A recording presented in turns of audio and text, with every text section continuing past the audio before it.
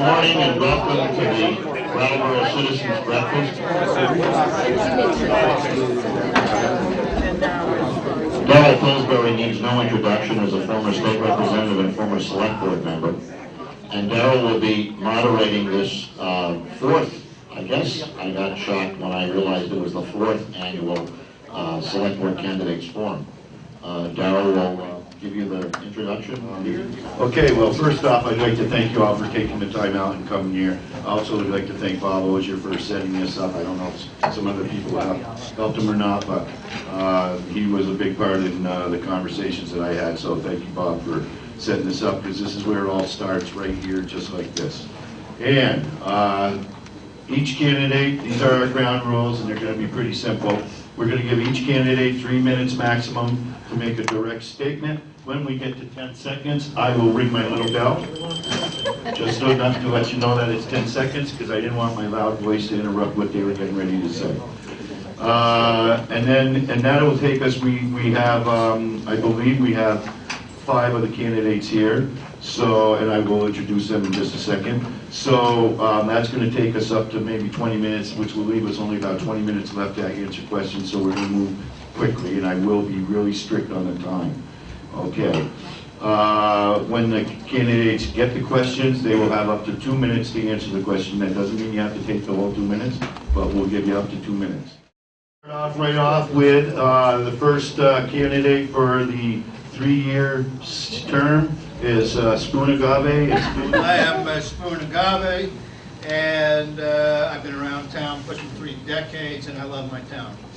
But why I'm here is because I have a raft of experience.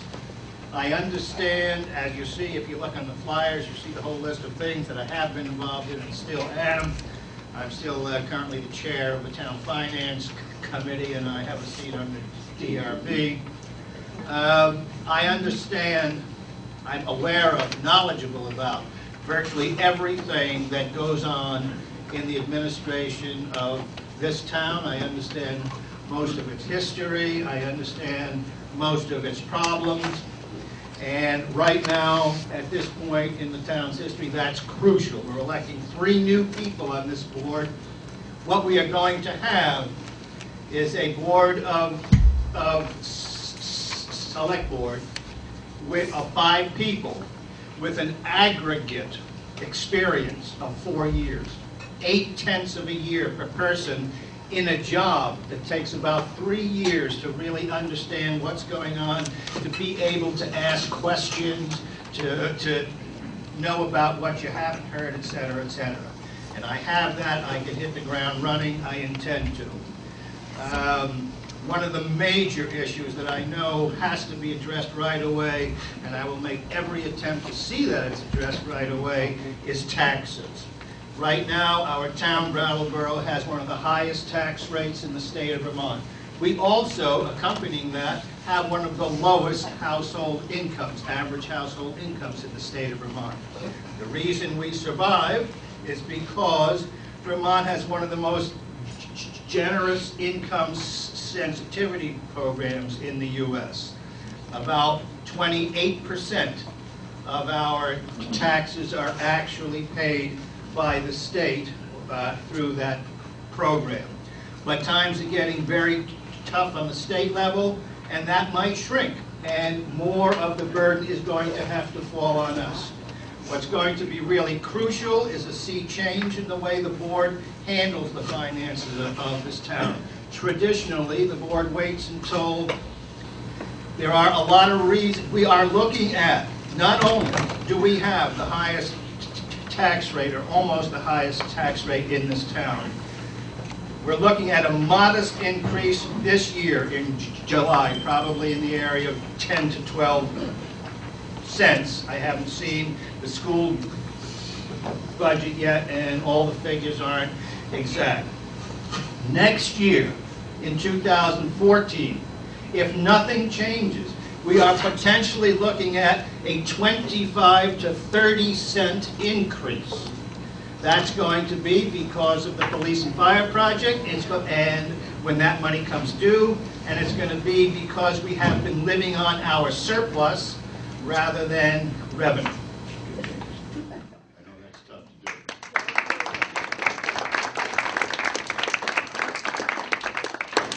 Okay, now if we could have Kate O'Connor, please. Everybody, first of all, thanks for coming, and thanks, Bob, for organizing this. Again, my name is Kate O'Connor. I was born and raised here in Brattleboro, graduated from Brattleboro Union High School. I now live up on Putney Road, not far from across the street from the Common. I'm a town meeting rep.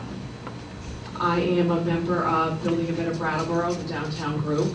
I'm a member of the Brattleboro Development Credit Corporation. I'm also a member of the committee that organizes the 4th of July Parade. And I'm currently working up at the hospital in the development office helping to raise money for our new emergency department. I am running for Select Board primarily because I want to give back to the community that's been there for me from the day I was born.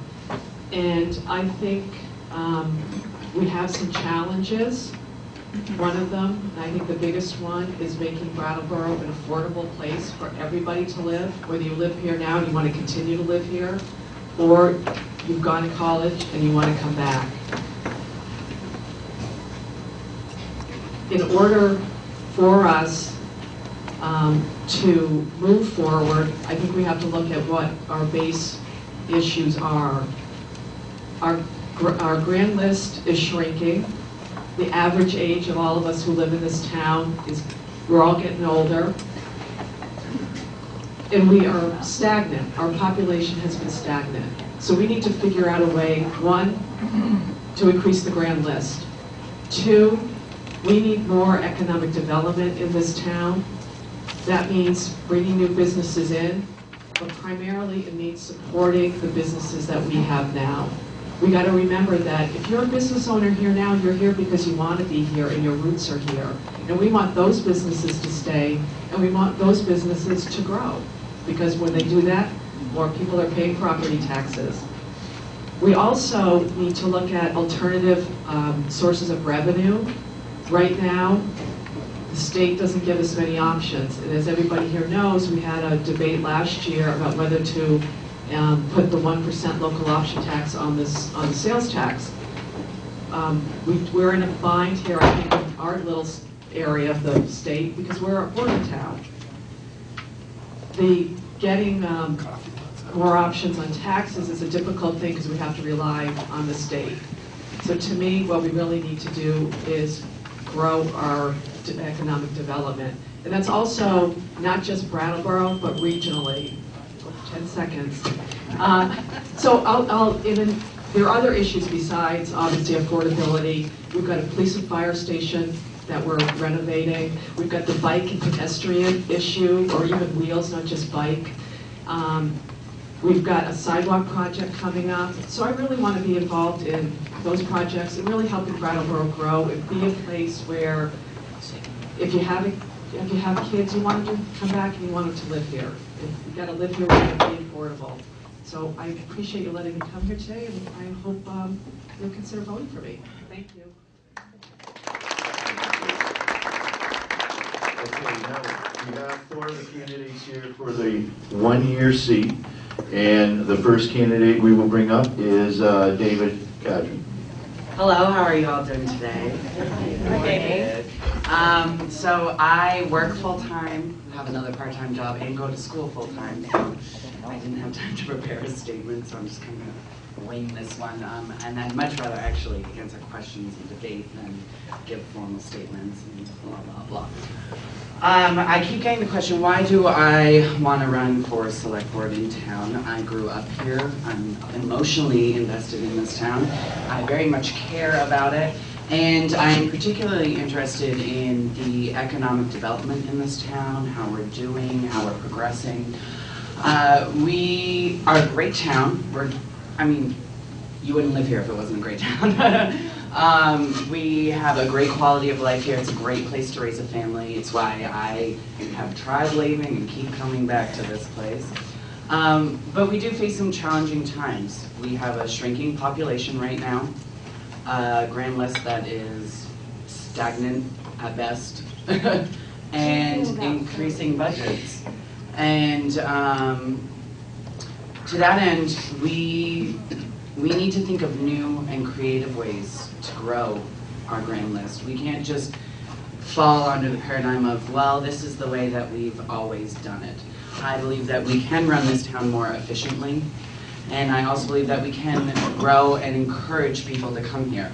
One of my proposals is basically a tax abatement, which would be that for every new unit of housing in this town, we give the person a 5-year local property tax exemption that will encourage people to move here. We have things like the Putney Road Master Plan, which is a great plan. It says where we want to be in 50 years, and it's sitting on a shelf collecting dust. We're not encouraging that plan to happen. We need to make the Putney Road District a tax incentive district to make that growth happen that we want to happen there. There are just so much that we could do.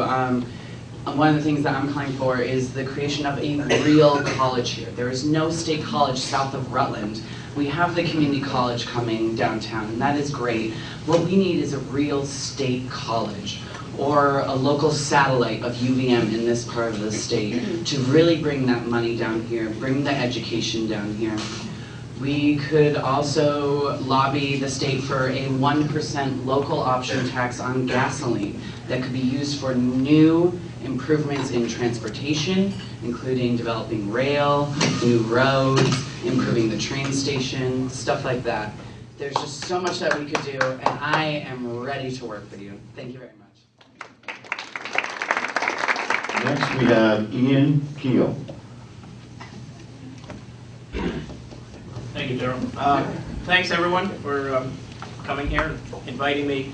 I guess to tell you a little bit about myself, I did run for select board about 5 years ago, and I just dusted off my old yard signs so I can get those. I just got to correct the date because election day is March 5th this year. I think, like a lot of candidates, it was probably January 15th or so, and you looked in the paper and said, is anybody running for select board?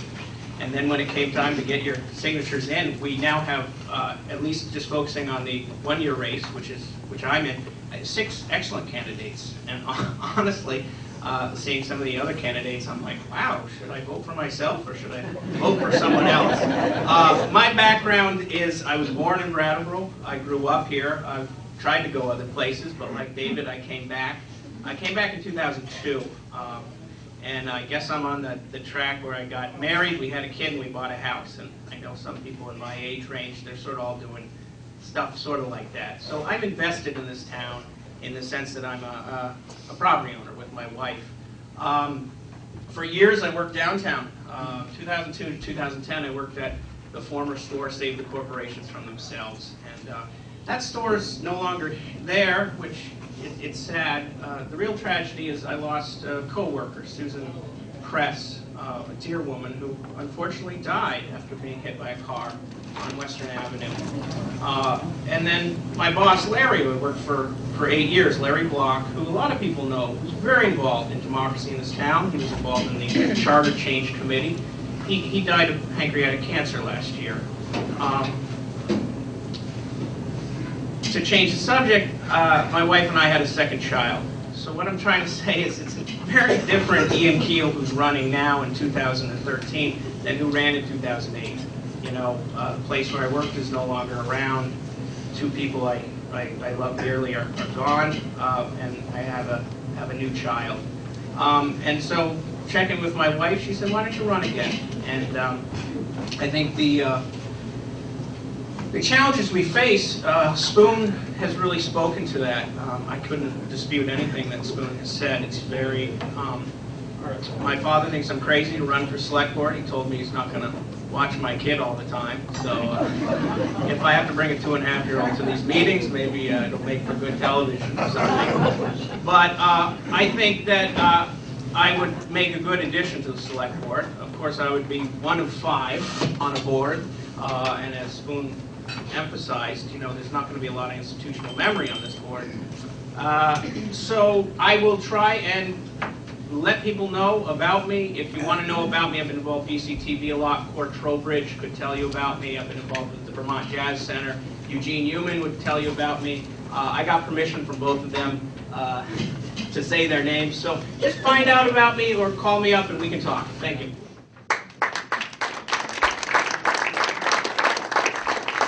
And next, one of the two, you'll be able to vote for two. So Ian, you can vote for yourself and somebody else. That's your right, okay? Is Donna Macumber.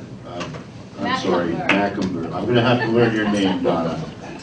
My name is Donna Macumber. It's a difficult last name to pronounce, but I've been living with it for 53 years. I'm delighted to be here with you. I live in Brattleboro. Since 1990, I've worked at the Women's Crisis Center. We changed our name to the Women's Freedom Center. And that has afforded me a really interesting perspective on this town. I did live over the border in Massachusetts for a number of those years. I grew up on Cape Cod. I still have family that lived there, but I have spent most of my waking hours in Brattleboro since 1990, and I love this community. I now live up by Oak Grove School. So I come to you as a new candidate. I have never run for Select Board. I really value and admire the experience in the room from my previous, the ones who spoke previously. I believe in government, and that makes me unusual. When I was out at the co-op collecting petitions, I was surprised and startled by the numbers of people who said, why would you ever want to do this? And I really sat with this question. The reason I want to do this is I feel for this community. We've been through a lot in the last couple of years. People are much more on edge than they were 5 years ago. We've been through fires and flood. What I see at the Freedom Center is the heart of this community. Every single day people come to us and say, what do you need here? What do battered women need? So I have a very humane lens on the issues that people in this town are living with. And while I come to this position with a healthy dollop of humility, I also am really in touch with my skill set. I have the ability to talk to anybody about anything. I have an open mind, a keen mind. I have a wide heart. I care passionately about the experiences of different people. And I have the ability to really sit with a complex tangle of issues and do that sorting out. And I think that's what this Select Board needs. I believe that some of the comments about, you must be out of your mind, why would you add this to an already very full working life? I think that shows that we really need to tackle what's at hand, and the candidates that have spoken before me have really commented on that. The cost of living in this town, the taxes, the need for public safety, the need for our youth to have places to gather where they feel seen and beloved and not suspect. That matters to me, so the skate park issue is important. And I also really understand that there are a lot of concerns about that, so we really need to work together, this Select Board, and I believe that we can do that. So I'm asking for your vote on March 5th, and what I promise is that I will continue to work as hard as I have for my entire life and to do you proud. So thank you so much. Thank you. It's nice to be here. I kind of wish that we didn't have to break up all the great conversations that were going on at the tables to hear from all of us. But I've got my little cheat sheet here, and I just kind of want to go through things. The main reason I decided to run for Select Board is because I'm concerned about the future. I came here over 40 years ago, and I was able to find a niche. I was able to find meaningful work. I met my wife, a local girl. Just met her, the man who straightened her teeth when she was a teenager. Our daughter's in the local school system. It's been a great community. As other people said, it's been a wonderful community to live in, and I want people in the future to be able to have the same experience. I think it's wrong, just wrong, to focus on cutting and shrinking and controlling. I think we need to think about growing. I think we need to be, instead of looking at cuts, we need to be looking at ways to invest and grow our economy. We've got great schools here. We've got a well-educated workforce. We've done a lot of investment in infrastructure with the fire and the police and the sewage plant. We've got two graduate schools in town already. We've got 2 colleges coming. We ought to be able to get some economic growth out of that. We have to promote the parts of this community that are attractive to investors, to people that come and invest and build. We have, in terms of alternative sources of revenue, the school board is very near signing an agreement to invest in a solar array that's going to provide us with energy credits for our electricity, and it's going to be energy in excess of what we're going to use, so we're going to be able to sell those energy credits and actually generate some revenue from that program. The Town Energy Committee has been looking into that. I think the Select Board needs to move immediately to implement that as much as possible. There's no initial investment involved. It's simply paying the same bill we currently pay for our electricity. And it's a somewhat complicated structure, but the liabilities are very small, and it brings in money. That's one example of what we can do. The other is we've got millions of dollars in contracts, construction contracts we're going to be letting. Those contractors and their subcontractors need to be hiring from the local population. We've got a career center that's turning out students with building skills, all the construction trade skills, with computer design skills, with a whole range of skills that these contractors are going to be hiring for. There's no excuse to not be employing local people on those projects, and maybe even for the larger ones, maybe even including an apprenticeship program. Those are things that the Select Board needs to be pushing for. Bringing employment and bringing that investment into the community and hiring our kids to do these jobs. The Brooks House project is just sitting there. I'm not aware of any of the details. I don't know much about it, but I know that there has to be something that the town government can do to promote that and get that moving forward. And again, a lot of the initial work might be able to be done by Career Center students. I don't know about that, but it's something that the town needs to be involved in. We can't just wait for something to happen at the Brooks House. It's too important to the community. I think we need to spend time finding, if we put anywhere near the time into finding other sources of revenue that we put into figuring out how to comb through the budget and cut out a lot of services that we need, that we want. If we spent the time looking at how to find other sources of revenue and promoting this area and promoting this economy and promoting investment in this economy, it would be much, much preferred to further cuts. There are four questions that all have to do with the river garden. What is the role of BAB in Brattleboro's future? What role should the town play in the river garden? What is your strategy for helping the river garden a public and open facility? What is your idea about the river garden? Okay, so it's about the river garden. You got 1 minute to say what you think about the river garden. And I know it's way more than that. We're going to start with you, David. Thank you. The river garden is a complex issue. I have kind of a soft spot for that place. My high school prom was there. So it's a great space. It's great. It's the kind of space that like you want every community to have. However, it does come with the kind of luxury issues, which is money. How do we pay for it?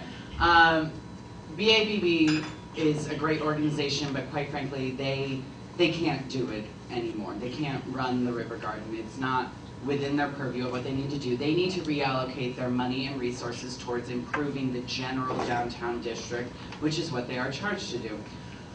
I am divided. I would love to see the town take over the river garden, but I quite frankly think it's one more thing that we can't afford right now. I am open. I think we can do more to find private-public partnerships to make that space possible. Thank you.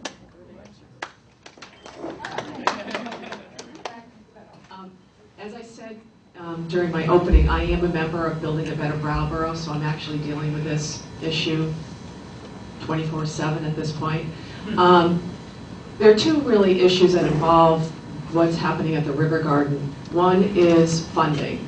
It costs about over $50,000 for us to maintain the river garden yearly. We only bring in about 30-something. So we run a $15,000 shortfall every single year on the river garden. Our revenues come from people renting the river garden and the storage space down below. Obviously, when the economy drops, people don't do as many events as they used to do. So we have a money issue. The second issue is what the river garden should be. Everybody on the BABB board wants that building to continue to be public. But I don't know if anybody's been in the river garden lately. I would suggest that you go in and you'll see what our dilemma is. But again, we can talk. I'm happy to talk as a BABB person after this. But again, BABB really wants to keep that public. We're going to do everything we can But we know we have to divest ourselves of it because we just don't have the finances to keep it going. But I'm happy as a BABB person to talk even longer if you want some time.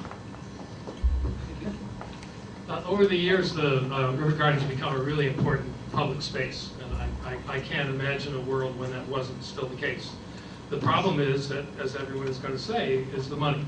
I don't think it's necessarily the right thing for the select board to decide that. If the town is going to support it, which may be where we ultimately wind up, then there should be a town-wide vote, and people should be able to decide whether or not they want to support it.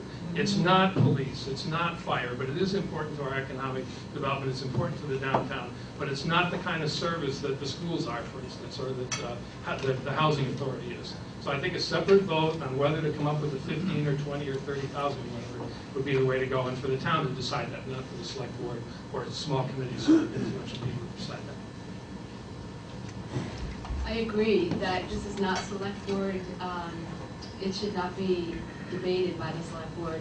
What I know is that that space is part of the hub of this community. The farmers market, it goes inside during the winter time. People rent that space for public events. It's got a gorgeous view that I would like to remain available to the public. And I often think that it's when a resource is about to become unavailable, that's when vision kicks in. And there may be a few individuals in this community who are able to put some energy and some resources behind that and keep it public, which is what I would like to see happen. I guess I'm going to echo what some of the other candidates said, but I will just, let me just speak on the subject of will. I think if the will of the people is there, that should be a public space, that it will become a public space. And when we talk about money, I mean, not to sound flippant, but $20,000 a year is not a hell of a lot when you look at where we spend money in this town. So I'm not necessarily saying that, oh, the town should just add another $20,000 line item to keep that place open.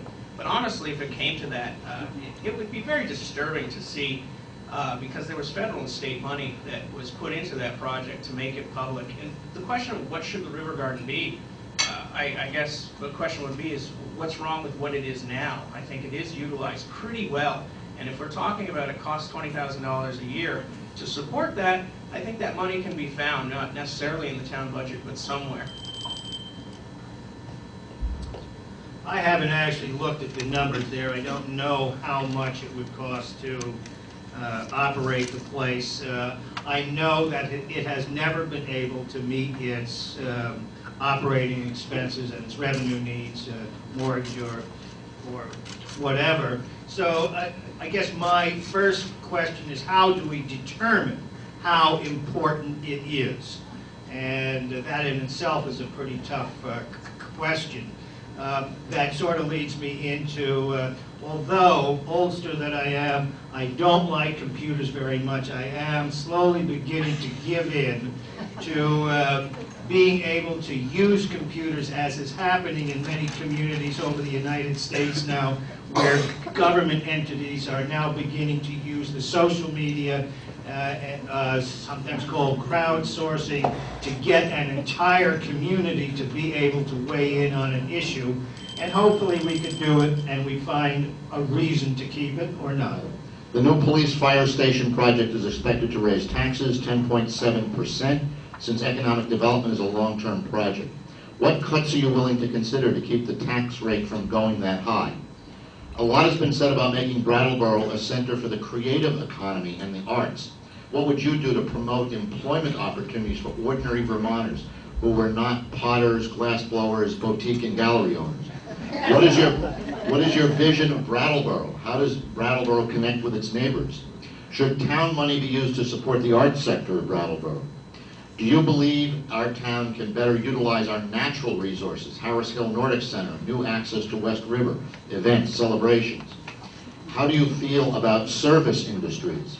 And what do you know about the Southeastern Vermont Economic Development Strategies Group and the Brattleboro Development Credit Corporation? Wait a minute, so I will just pick out one issue and I'll work with that.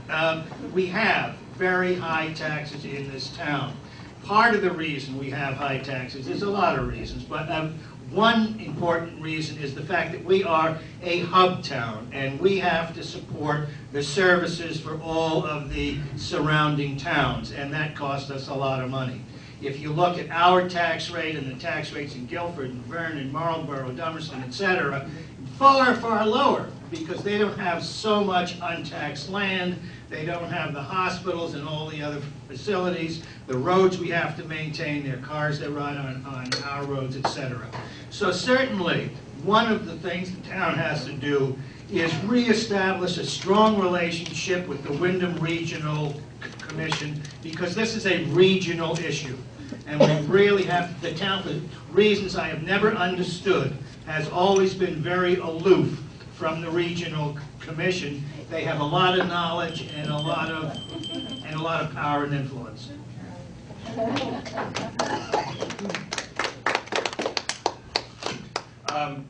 Thank you, Spoon. I really think what Spoon said, it speaks loudly, and I want to also echo what David Scholl said. Scholl, I apologize. I've been doing it for 65 years. 66.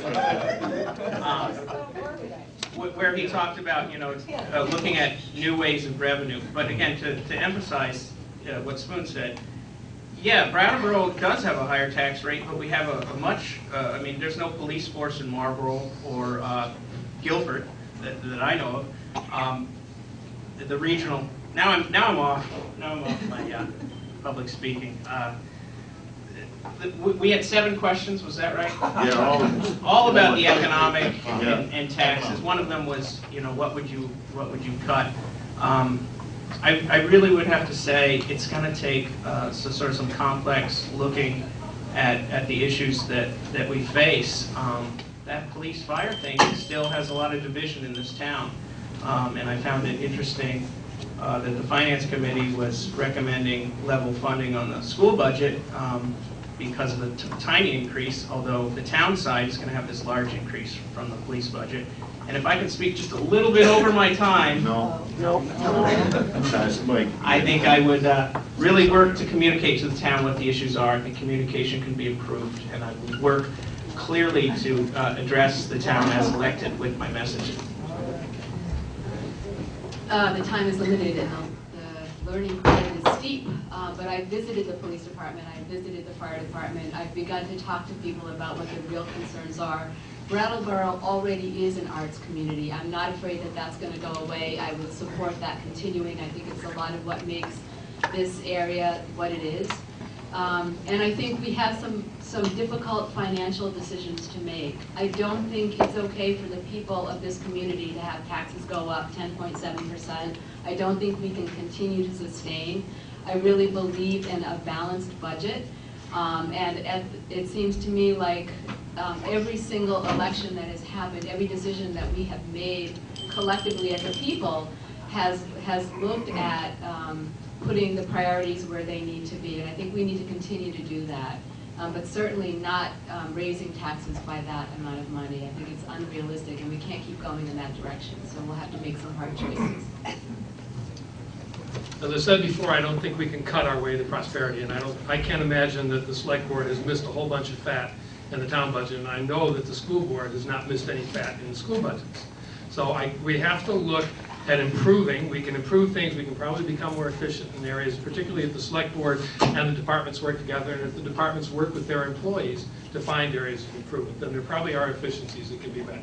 But I think if we need to be making sure that all the public money that comes out of this community that gets given to contractors for various projects that we pay for, all of the fire, the police, the sewer, anything else that we're doing, that those jobs are in, people in these communities get those jobs to the maximum extent that's possible.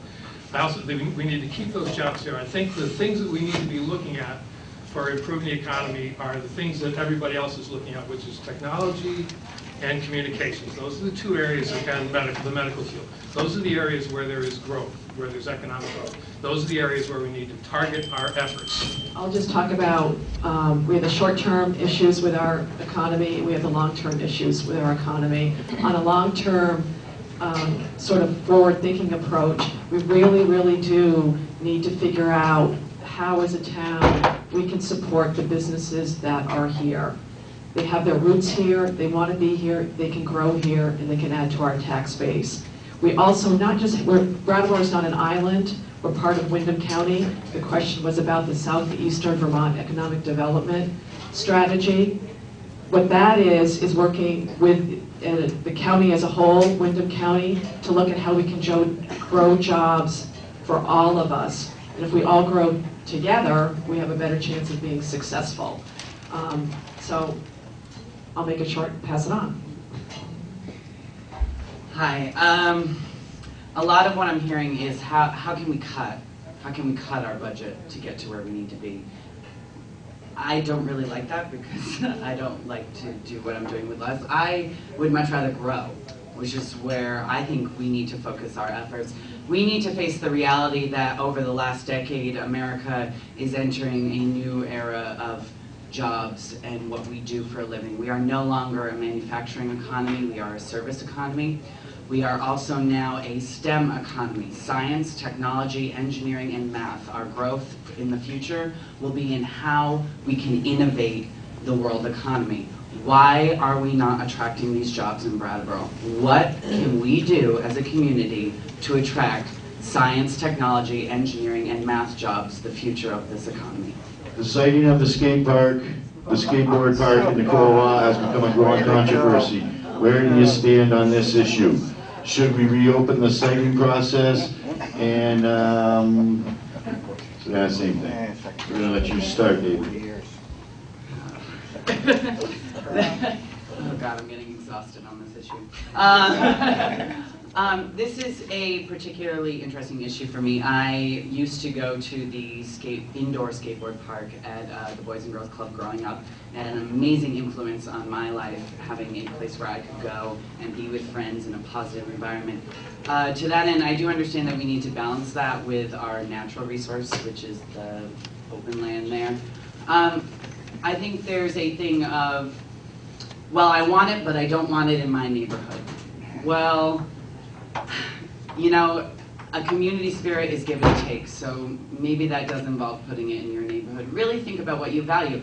Do you want kids just going wherever, or do you want them in a single positive environment? You need to make that decision. This obviously is a divisive issue in this town, and I'm going to answer this question as somebody who went to Green Street School and grew up playing on the Crow Lot. When I first heard they're going to put the skateboard park on the Crow Lot, my heart just stopped, and I thought, no way, you know, not the Crow Lot. But then I went to all of the meetings where they talked about the design, and all of a sudden I realized it's not taking up the entire Crow Lot, which I honestly believed it was. I thought the whole Crow Lot was going to be paved. I went to the meeting where they took us on a tour of actually where on the Crow Lot it's going to be. It doesn't take up the whole Crow Lot. I think it's a great place to have it. I know a lot of people won't agree with that, but from what I learned, and I agree with what David said, you know, we really need a good spot for our young people to be able to go, and I think the Crow Lot's a great place. The skate park advocates have done their work. They jumped through all the hoops that they were required to jump through. And since then, a lot of other concerns have come up, a lot more people have come forward that are concerned about the site. I see this as an issue where there are two groups. One of them is going to be very unhappy if they can't find a way to work together. And if there is an alternative site that meets most of the requirements as the Crow Lot does, then that should be explored. If there isn't, then the people who are opposed to the lot need to accept that. Again, if they don't come together and work and explore every site and come to an understanding in the process, one or the other side is going to be very disappointed in the process. I would love that skate park in my neighborhood. I live on Oak Grove, but I think that the place to have a gathering of children is right where all eyes can be on them, where they feel welcomed and embraced, where they feel seen and cared about, where the adults around them know what's happening when they're playing, when they're having conversations, when they're making decisions. So I am in favor of having it in the Crow Lot, and that does not mean that I don't hear the concerns. I think design is crucial. I think the people who live around that particular area need to have some say in what they think would work for them. And I believe that, I believe we need to just land on this issue. I think that particular creation could be beyond our wildest dreams, and I think it could do a lot to show that Brattleboro cares deeply for its youth. I live near Crow Lot. I have 2 small children. I love that park the way it is. I was quoted in the Commons, which is in the current issue, that on a skate park issue I would be like Switzerland. My wife said, maybe you should say something like you would listen to all parties and work to try and find a solution for all. And I think that's what's going to be needed. I also was cornered at my corner store, and they said, where do you stand on the skate park issue? And I said, and I'll have to stand behind it, that if it did come up for review, if I was elected to the select board, I would vote against it being in Crow Lot. So I'm going to probably lose some friends on that, because I was asked early by someone who supported it to sign something that supported it. I was asked subsequently to sign something that said I was against it. I didn't sign it, neither choice. But personally, I think there could be a better place. I really think Crow Lot would be wonderful if it stays the way it was. That was originally in the 50s thought to be the site of the new high school. The new high school did not end up there. I think things worked out well. In that case, I think a solution can be found. Thank you. I didn't particularly like the idea of the skate park up there in that location. Since then, I got a vague understanding that they can be built so that they are far less of a nuisance than they seem to be.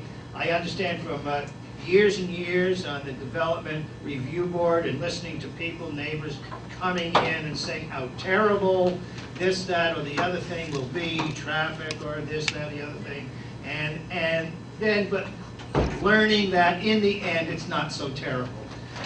If there's another viable site, I would prefer that it was at another site, because I'd like to keep that little park intact. But on the other hand, like I said, if it happens there, it doesn't sound like it's really the end of the world and we can live with it. But one part of this whole thing is I have never really understood or had a good idea how many skateboarders there really are. It's a young person's sport. I don't see 40-year-olds doing it. How many people need it?